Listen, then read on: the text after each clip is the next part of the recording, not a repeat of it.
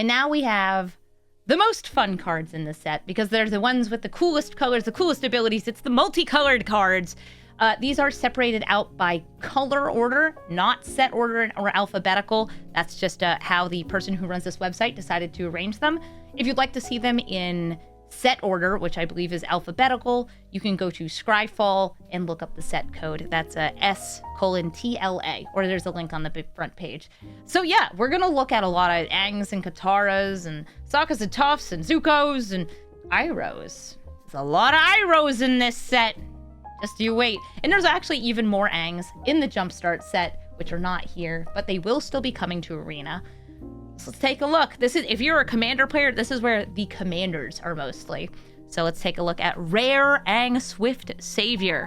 This is the right after the attack on, or I guess I should say during the attack on the Northern Water Tribe. Aang Swift Savior is a 3-mana 2/3 with flash and flying. When he enters, you airbend a creature or spell, meaning you can exile something on the stack and make the person controlling it recast it. You could even target your own spells that are like otherwise being countered in order to recast it again for just 2 mana. If you waterbend 8, you can transform him. I think this goes great in a blink deck. It's kind of like a, you know, on the stack bounce. That's nice at instant speed. So yeah, like a semi-soft counter. There's also a card in Thunder Junction, Aven Interrupter, that has a very similar ability, but also makes the cards in exile for your opponent cost 2 more. So, something fun to pair it with. Aang and Law, Ocean's Fury, taking down the Fire Nation ships. And this is a Reach, Trample, 5/5. Whenever Aang and Law attack, you put a +1/+1 counter on each tapped creature you control. So the more that you're attacking with, or waterbending with, the more you're able to buff. I think that you are very, very rarely going to transform this card, but occasionally you'll have a bunch of creatures up, or you'll have a bunch of mana and creatures and artifacts, and you can transform him. And then this backside is actually not like busted, but it is very powerful, especially at 3 base mana. I think it's really the front side here is very nice. Yeah, even Interrupter, I believe, is the name of the card that this goes extra nice with. Air Nomad Legacy. You have the ancient stories of flying monks inspired generations of gliders to come. 2 mana enchantment. When this enchantment enters, you create a clue token, and creatures you control with flying get +1/+1. This is favorable winds, but with a white mana pip, and it comes with a clue. If you're doing like a flying deck, this could be nice in it. There is like some basic, just like, yeah, birds. Not ground birds, not chocobos. Flying birds. Aggro. It's an anthem. I think we have like just straight up an anthem at 2, but the clue is nice too. Cat Owl. Yep, that's a cat bird. 4 mana, 3/3 flying. When it attacks, untap target artifact or creature. It can untap itself. Also, since it's a targeting ability, I guess it technically triggers Valiant. You wouldn't play this outside of Limited. This is just like an okay attacker in Limited since it's flying. Yeah, I would probably not run this in Limited. Katara, Water Tribe's Hope. This is the 5 mana one. Yeah, this one, I think it's okay for Limited. I think it just costs a bit too much for Constructed. This is a 3/3 with Vigilance. When she enters, you make a 1/1 white ally creature token. You can waterbend X to make all of your creatures have a base power and toughness equal to X. So I think she works really well with vigilant creatures because you attack in, and then you tap like 10 attacking creatures that all have vigilance, and they all become like 10/10s at base. I don't think that that's a great strategy though, but I think it's kind of cool. Yeah, and if you put her into an allies deck, that's fine. I do think she's fine for Limited though. That like threat of changing your creature's size just by tapping creatures is pretty good.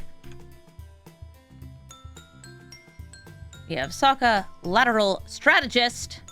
He's sailing. 3 mana, 2/4 vigilance. He's uncommon. Whenever Sokka and at least one other creature's attacks, you draw a card. Okay, I mean, that's fine. goes well with, like, evasive creatures. He's decent at, like, attacking and just not dying during the attack. But not something too strong. It's uncommon. Now, this is actually the card I wanted the most in the set. The other card I wanted the most in the set is the Walls Round Bossing Say, which I did not open yet, but I hope I get one.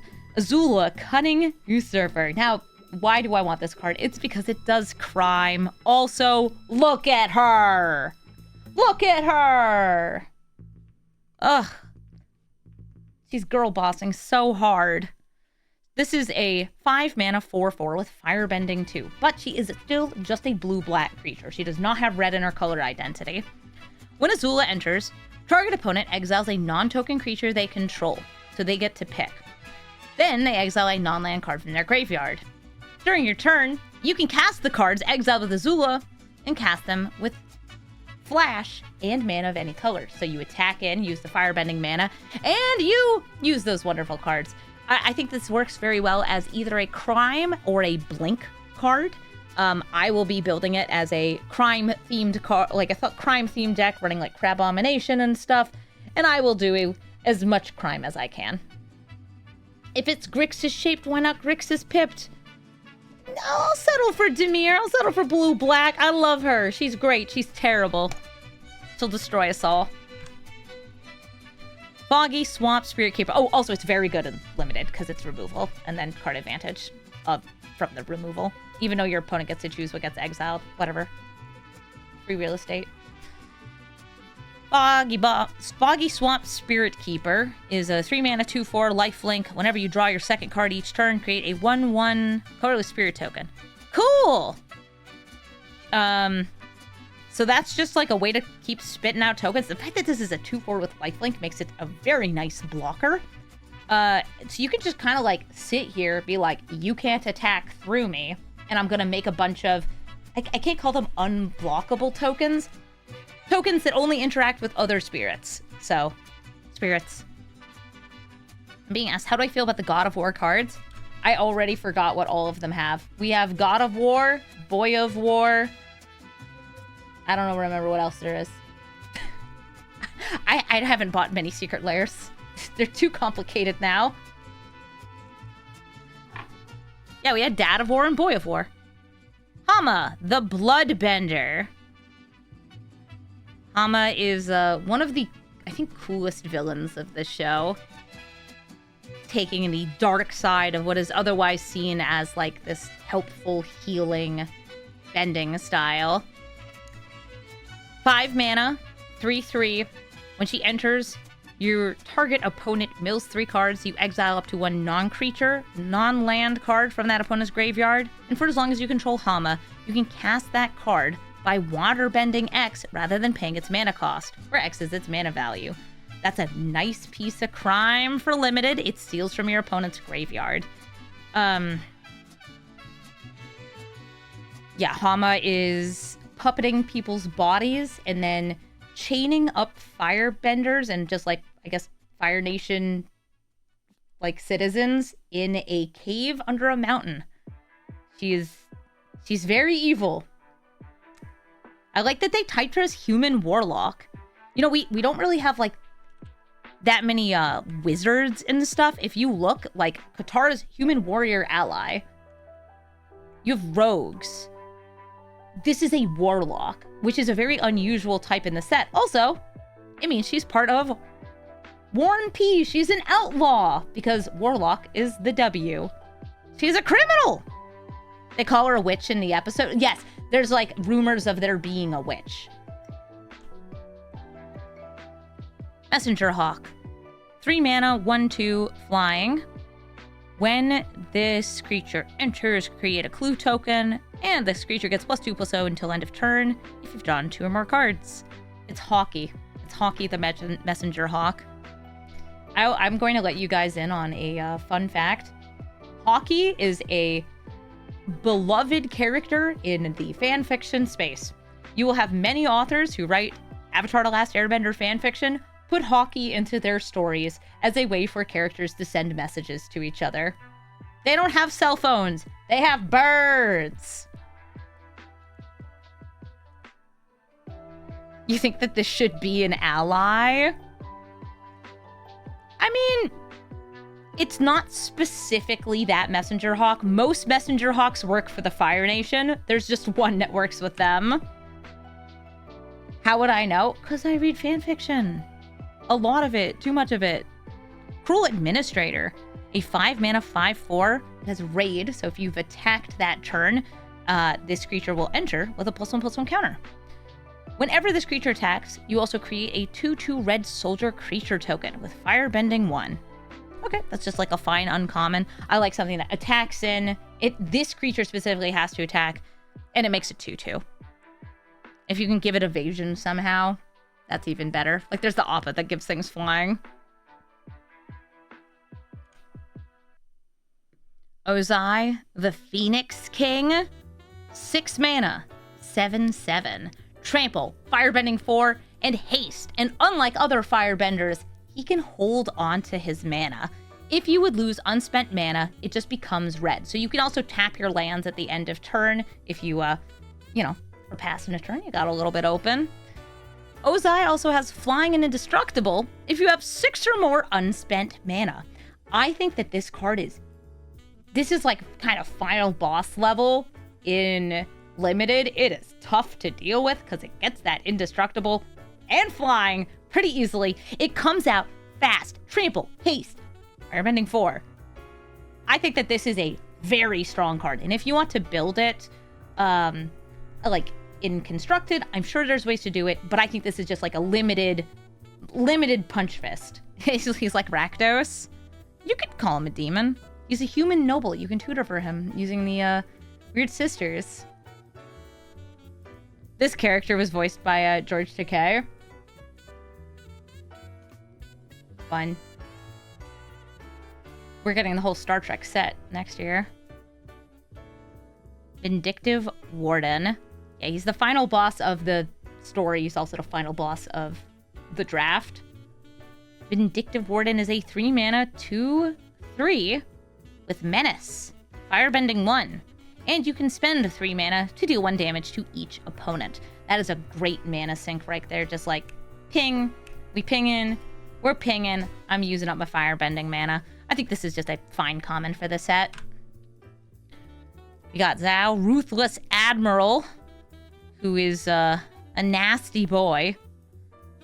4 mana, 3/4, Firebending 2. Whenever you sacrifice another permanent, all your creatures get +1/+1 till end of turn. Whether that's sacrificing clues or sacrificing creatures or even sacrificing lands, you'll be buffing up your board. Seems fine for Limited, though on its own, not actually doing that much. You need other things to support it.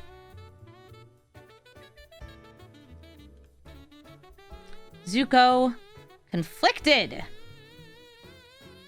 This is 2 mana, 2/3 Zuko. He's a human rogue. Huh.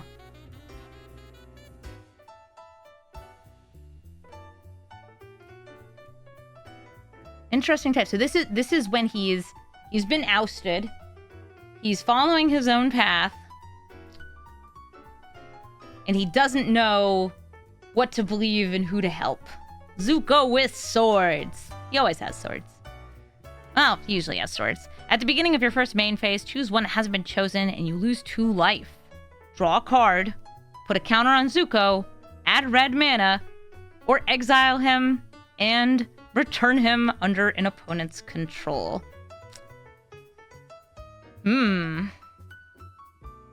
He will not trigger the turn he comes out because it's the beginning of first main phase.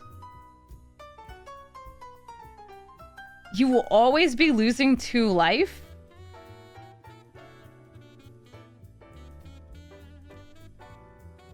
And you can't hold on to him that long because he essentially, you lose 8 life across the turns if you don't choose to give him up early. How do I feel about this for Limited? You could sacrifice him before you send him off, but you're also losing a lot of life doing that. I think if this were lose 1 life, I would like this card decently for Limited. But I think at lose 2, he's hurting you. And, like, you could be like, oh, so you just give him to the opponent. so it will hurt them. But it's like, that doesn't feel worth it either. Because then we're trading things off. The enemy will eventually lose life. Yeah. But you will lose life first. Yeah, I don't love it for limited. I love the art, though. Art looks great. You feel like you're supposed to give it away immediately? There are certain decks that want you to give permanents to your opponent, and they will give you bonuses for that. Bitter work. Just messing with dirt.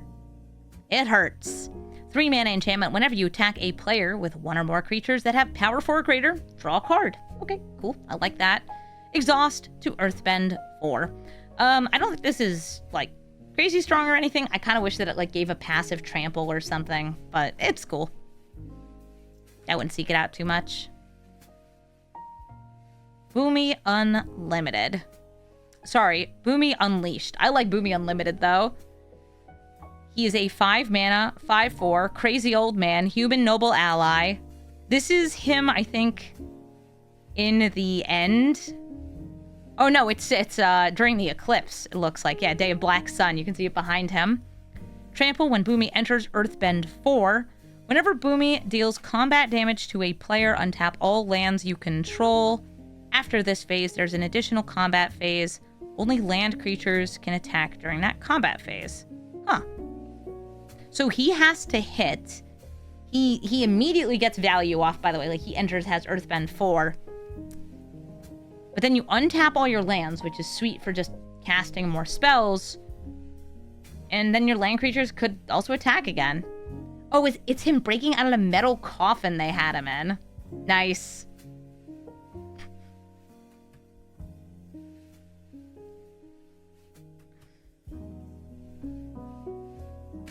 Yeah, it's a strange extra combat. Other creatures you have that even like have vigilance can't attack because it's only land creatures. I think this is still very good for limited. It is also just very limited in its scope of like where you're getting the extra bonus. I would still like pick this pretty highly because, I don't know, animates my land real big and then can potentially extra combat. Earthbender type will finisher. Oh, this is during the finale, Bumi telling the gang how he escaped. Rad. Earth Rumble Wrestlers. 4 mana, 3/4 with reach, gets +1/+0 and trample as long as you control a land creature or land has entered the battlefield under your control this turn. Okay. It's not like super impressive or anything. I kind of wish it just had like a landfall, like +1/+0 ability. This works very well with like a Shia. Yeah, if you were to build this as commander, a Shia is one of the best adds for it. It's a 4 mana, 4/4 with reach. Sometimes. Often, because you're in Gruul, but not always. So this card has actually come under fire because Rowan Liu, the artist, is apparently best known for AI art, though she seems to have like a gallery of fan art that is not AI assisted. We're waiting for the artist to make an official statement. I believe that under contract with like Wizards of the Coast, you are not supposed to be using AI for anything other than like certain like background color fills. There are small machine learning assisted tools that are like that have been standard for like 10 years, but I think in general it's very frowned upon, might be a violation of contract. Anyway, looks kind of weird. Ignore the squiggles in the background. Toph, hard-headed teacher. 4 mana, 3/4, human warrior ally. When Toph enters, you may discard a card. If you do, return target instant or sorcery card from your graveyard to your hand. So that's actually really cool in Gruul. Gruul being a return spell. Now, I've seen red return spells. I've seen blue return spells. But this is Gruul. Cool, all right. Whenever you cast a spell, Earthbend 1, if that spell's a lesson, it gets an additional counter on that land. So very nice for limited. I think that Spellslinger in Gruul is not that big of an archetype, but I feel like there's some cool potential to do things with this in limited. Bring back your best like removal spell, drop a land, bring it back later. Yeah, get back a combat trick even. You good.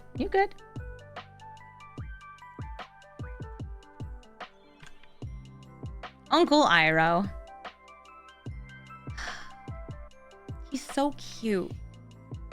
3 mana, 4/2, firebending 1, lessons cost 1 less. Which goes great with the other Iroh we'll see later. Earth Kingdom Soldier. 5 mana, 3/4, vigilance. When this creature enters, put a +1/+1 counter on each of up to 2 target creatures you control. It can also put a counter on itself, which is not bad. It's kind of like a 5 mana, 4/5, and then buff another creature. There's not that much payoff for +1/+1 counters that we've seen yet. It's still not bad. 5 mana is a lot. Yeah, this is a curve filler. It's a common. It's one of the hybrid mana ones too, so it's very flexible in what you can play it. Earth King's Lieutenant. 2 mana, 1/1 with trample. Whenever this creature enters, you put a +1/+1 counter on each other ally you control, and whenever another ally you control enters, put a +1/+1 counter on this creature. This is a callback to Thalia's Lieutenant, who does the exact same thing, but for humans, and also this has trample, making it better. I like this card a lot for limited because green and white have a lot of allies, especially white. You can go wide with ally tokens because this does not say non-token ally on it. It pairs well with the 1-drop 0 too. Pairs well with a lot of cards. Yes, ally. Suki, Kyoshi Warrior. This is the uncommon Suki. 4 mana in green and white. Has power equal to the number of creatures you control, and whenever she attacks, she makes an ally that's also tapped and attacking. If you have a this, you want a that. These are good, those are good. Lieutenant will buff Gran Gran. Yes, excellent, buff Gran Gran, so she's harder to kill. Chat's got it out for her.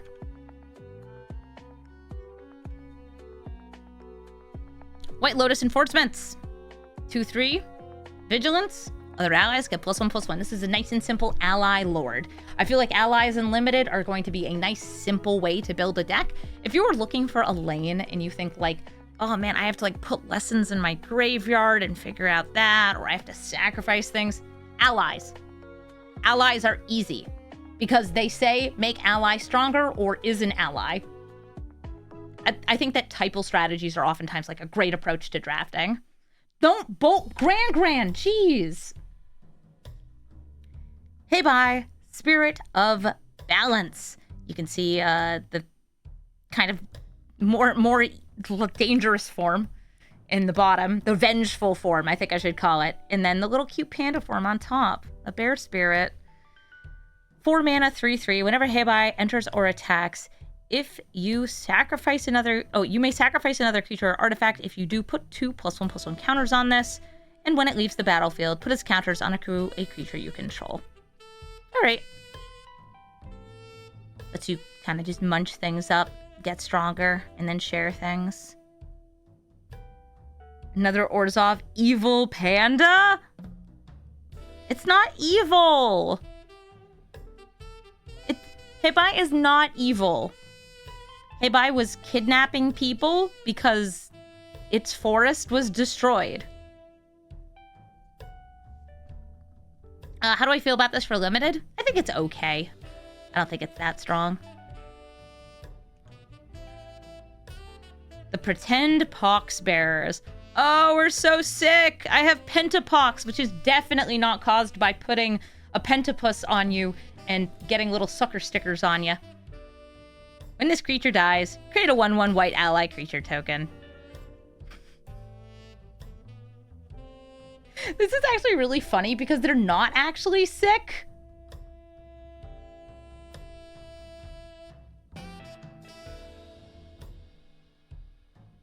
Yeah.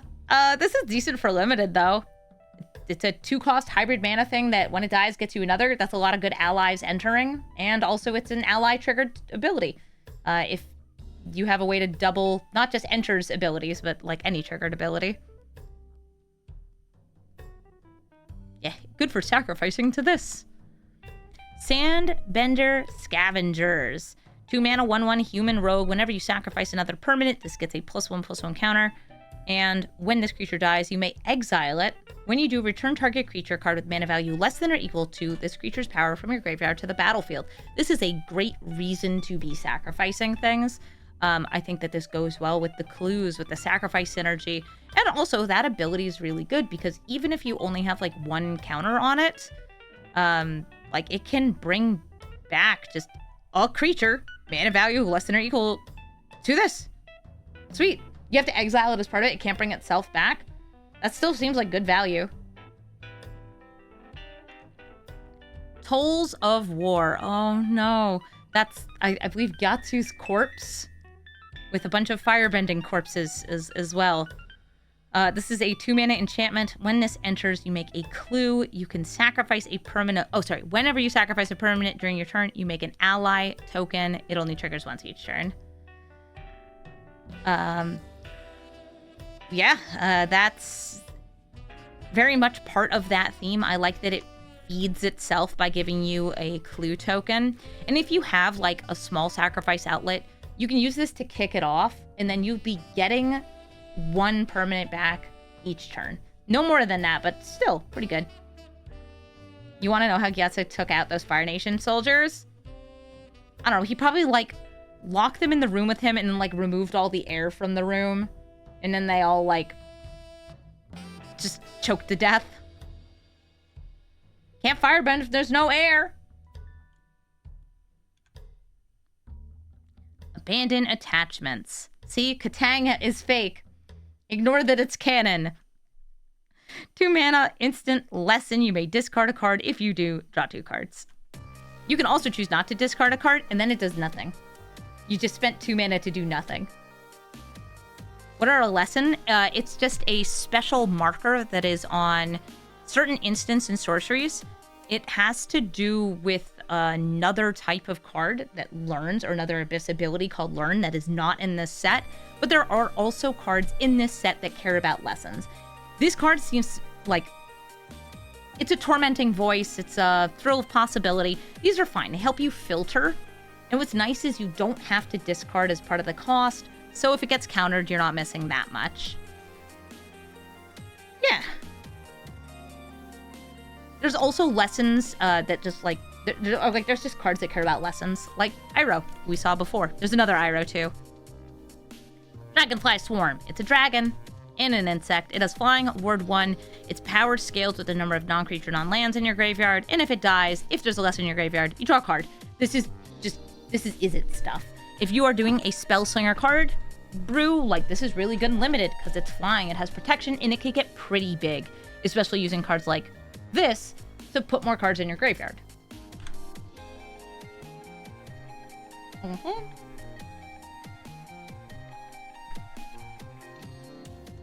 Professor Zay, Anthropologist. 2 mana, 0/3. Tap to discard a card and draw a card. You can pay 1 and sacrifice him to return an instant or sorcery from your graveyard to your hand, but only during your turn. Okay. That's a nice, like, I guess, rummage engine. What is the circle beside the title of the card? That denotes that it's a lesson. You'll see it's like a little scroll with a pen. That's just what lessons have. It's so you can find them more easily.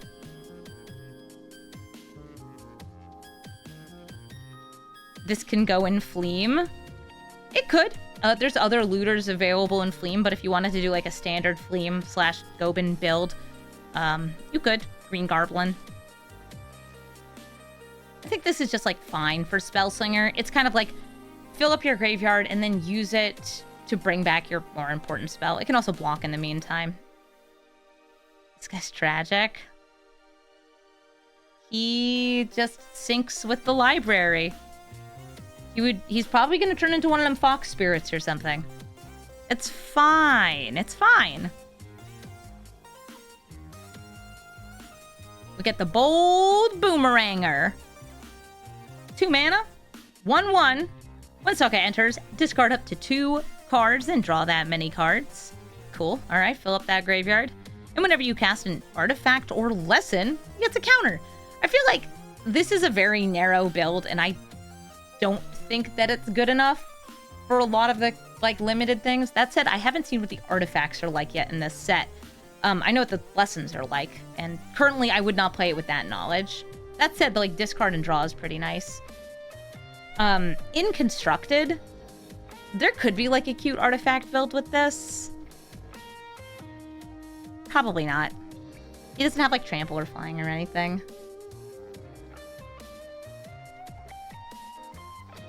Beifong's Bounty Hunters. I revealed this card, and there's a lot of ways to go infinite with this card. This is a 4-mana, 4/4 human mercenary. Whenever a non-land creature you control dies, Earthbend X, meaning you put the counters onto a land. Now, there's a bunch of things that make a token when a land enters. You can cause a land to enter by killing the Earthbent land. It leaves, it comes back. You make a token, it Earthbends again. You do that with a Blood Artist out. Congratulations, you've won the game. So like a Spring Heart Nantucko and this guy, or like the Chocobo Racetrack, and then like the... You need a couple different pieces going, but there's a lot of good ways to use this. This is also just like a cool way to animate your lands.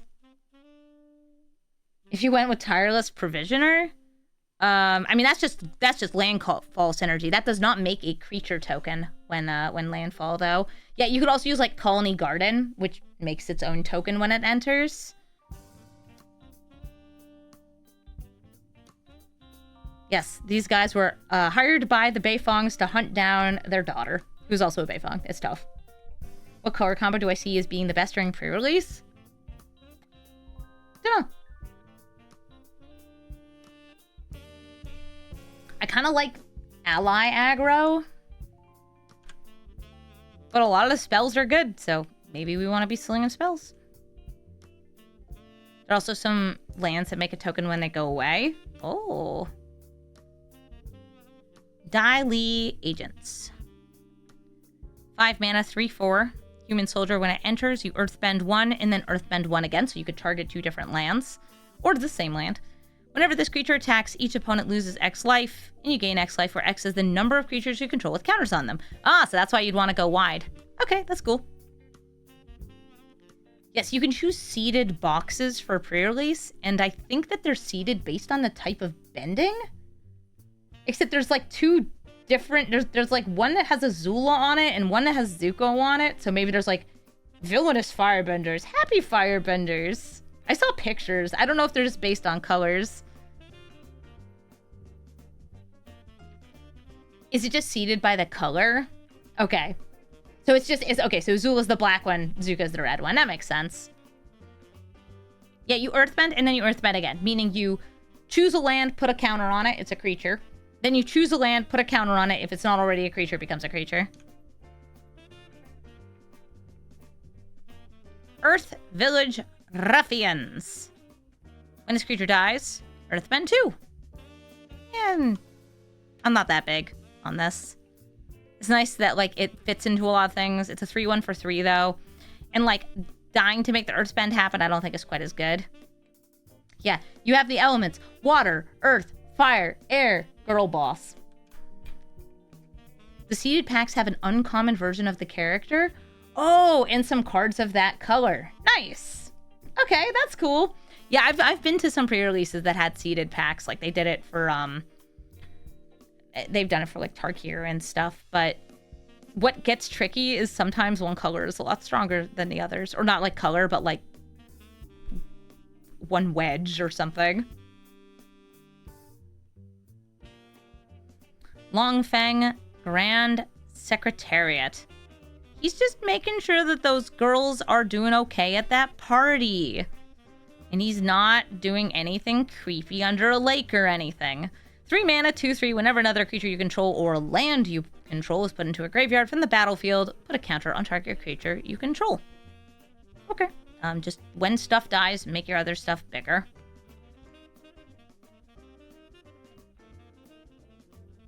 Do I recommend going for green allies? I would probably start white, but I also I like a lot of white cards. I think that green's also like a pretty like good pick though. I oftentimes just go for green and limited anyway because it has big chunky creatures. Iroh T Master. 3 mana, 2/2. When he enters, make a food. At the beginning of combat on your turn, you can give your opponent a food, or any permanent you control, including, by the way, auras that don't care who's controlling them. If you do, create an ally! Yay! And then put a counter on that token for each permanent you own that your opponent controls. This is also, This is not a great card for a limited. It's cute, but it is hard to build around. Now, in Constructed, this is not going to be a hyper-powerful card. You put symmetrical, like, enchantments into play, and you hand them to other people, and they have to just have them. It's like a Zedru type thing. Group hug. Yeah, a little bit of pillow fort. If you give them the food and nothing else, it's kind of like 2 2/2s for 3 mana. Yeah, but you give your opponent a food.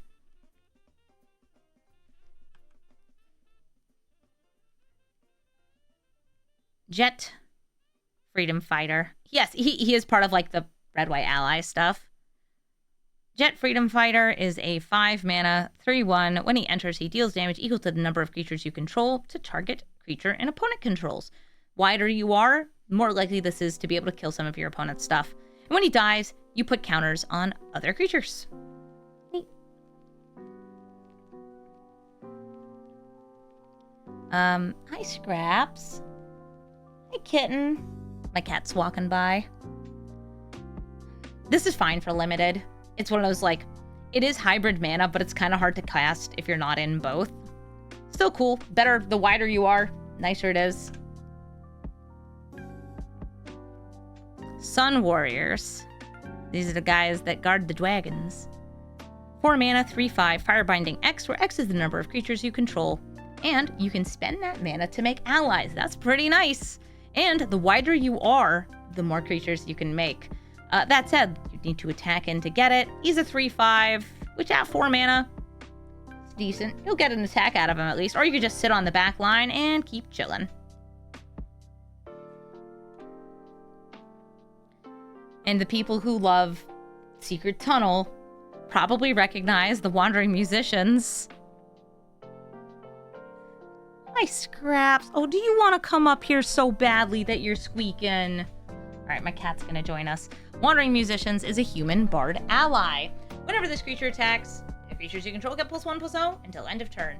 It's a 2/5. It's a chunky stat line, but not one that I'm usually going for. Good if you have lots of tokens, I guess. Hello, girl. Hello, fluffy kitty cat. My cat's so cute. Guru Pathik. This is the guy who's waiting for Aang to show up so he can pass on grand knowledge. He's cool. Hi, Scraps. Mwah. Look at the top 5 cards of your library. You may reveal a lesson, saga, or shrine from among them. So that's good if you're actually trying to pull off shrines. Put the rest on the bottom of your library in a random order. Whenever you cast a lesson, saga, or shrine, put a +1/+1 counter on another target creature you control. So he enters, he can get you card advantage if your deck is built around these abilities, these card types. Otherwise, I guess it's just when you cast those things, you get a bit more. The deeper you are into that, with like any of those archetypes, the better this card gets. Hermetic Herbalist. Oh, look! Scraps, it's Miyuki! Who's definitely in trouble with the Fire Nation. Right, Scraps? She's a cat just like you. Oh, honey. She just slipped. That's not solid, honey. That's a piece of paper. Another boltable granny. She's an herbalist. She's a 2 mana, 2/3. Good stat line. Taps her mana of any color. Nice ability. And you can tap her to add 2 mana for lessons. Cool. Scraps, are you trying to come back here? My cat's being a little rascal. Just like you.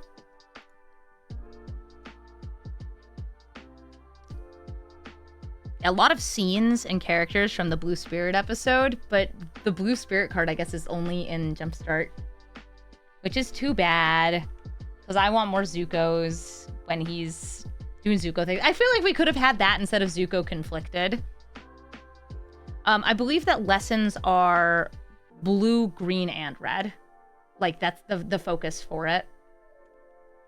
And I think blue-red is more of the spell slinger side, and green-blue helps you find them and cast them. Lion turtle.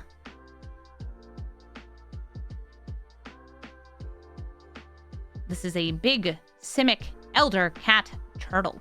This is like a big island on the back of a lion turtle. It is a 3/6 for 3 mana with Vigilance and Reach, but it cannot attack or block until there's 3 or more lessons in the graveyard. It still gains you 3 life when it enters, and taps for mana of any color.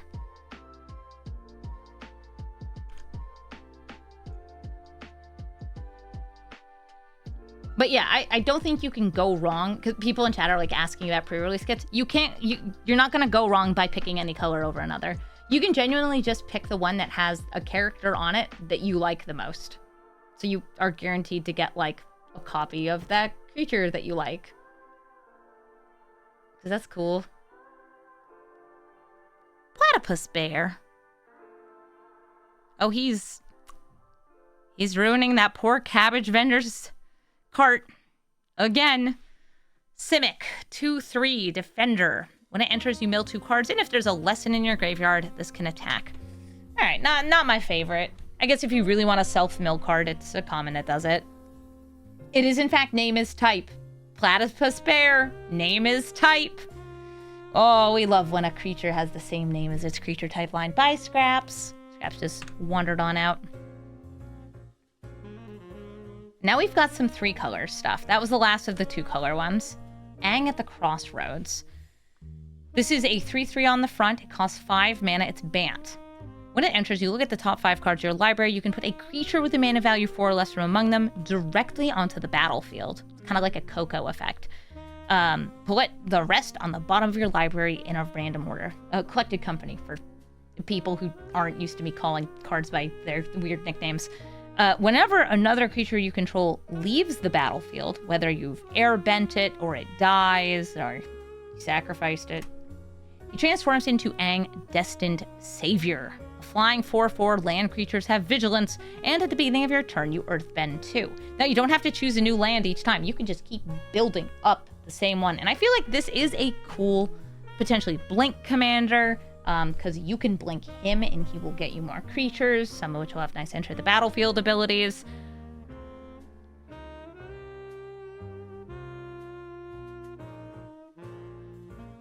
What? You could lightning strike Aang in response to his transform trigger to make it lore accurate. Great. Katara, Fearless, also Bant ally. If a triggered ability of an ally triggers, it triggers again.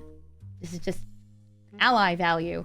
There's allies that make more allies when they enter, allies that make allies stronger when they attack. There's a lot of things that are allies and buff allies. There's your Bant ally commander. Nice and simple. H. Lampert, thank you for the 37-month resub. Thanks for watching my set review. Oh my god, I love this art. A lot of people have been specking on this card because it is pretty damn good.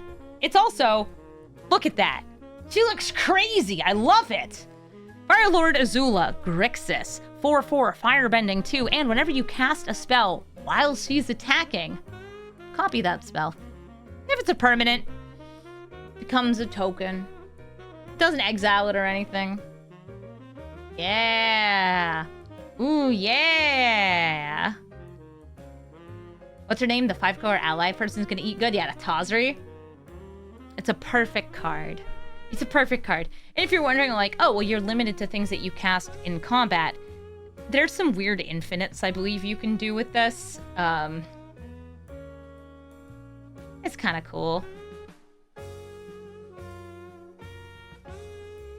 But she doesn't do crime. So that's why she's not mine. Not my pick. The other Azula, Demir Azula's my girl. Toph, the first metalbender, though. Pretty sweet. This is going to be a Naya card.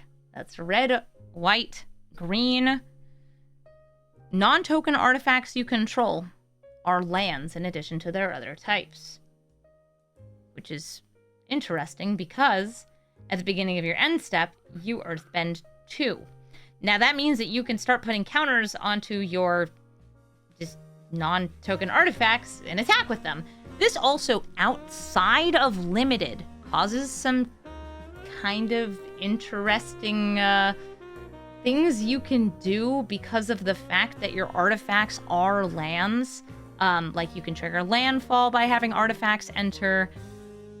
Toph's pretty cool. I think that she is good for limited because of that, just like earthbending once a turn. And what's this? Artifacts when entered the battlefields will re-trigger. If you have an artifact that has an enter the battlefield ability, you earthbend onto it, and then it dies, it will leave and come back. But you have to earthbend it first.